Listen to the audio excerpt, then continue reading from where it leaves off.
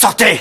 Sortez de chez moi tout de suite! Je m'appelle Melinda. Depuis toute petite, j'ai le don de parler avec les esprits. Je regarde ce vieil homme allongé dans son cercueil, et en même temps, je le vois s'approcher de moi par derrière. Je comprends tout de suite que c'est son âme.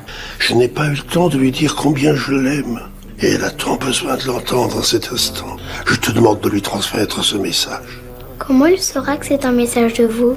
Dis-lui que je veux qu'elle continue à prendre un verre de champagne tous les vendredis soirs, d'allumer un feu de cheminée comme d'habitude, et de lever son verre à la beauté du ciel, de la lune et des étoiles. Je transmets ces derniers mots à sa femme. Sa femme est profondément bouleversée, et lui peut enfin partir en paix. Les années passent, je deviens adulte. Je me marie avec quelqu'un qui m'aime sincèrement. Un jour, un esprit apparaît soudain chez moi. Il n'a même pas conscience qu'il est mort. J'ai besoin que vous m'aidiez. Ma femme est enceinte. Je vous en prie, aidez-moi.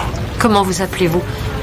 Paul Adams. Plus tard, je découvre que c'est un héros de la guerre du Vietnam, mort il y a 33 ans. Je me rends au bureau des anciens combattants pour retrouver son ancienne adresse. Mais quand je me présente chez lui, c'est un jeune homme nommé Michael qui ouvre la porte. Mes parents vivaient ici. À la mort de ma mère, je m'y suis installé.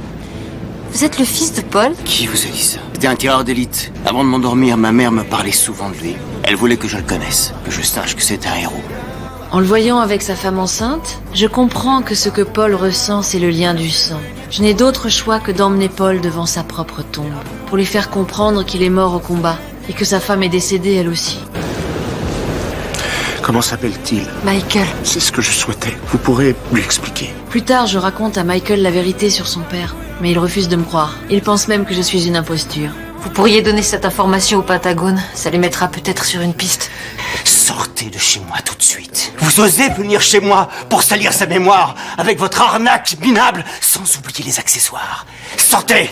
Sortez de chez moi tout de suite! Quelques jours plus tard, Michael revient me voir. Après avoir vérifié, il réalise que tout ce que j'ai dit est vrai. Et je l'aide à faire ses adieux, une dernière fois. Dites-lui que... Il vous entend, il est à côté de moi. Maman ne t'a jamais oublié. Elle me parlait de toi tous les soirs.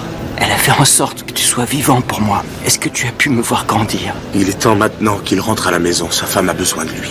Rien n'est plus important. Quand le bébé viendra au monde, on sent qu'il profite de chaque instant, de la moindre seconde. Papa, tu es là?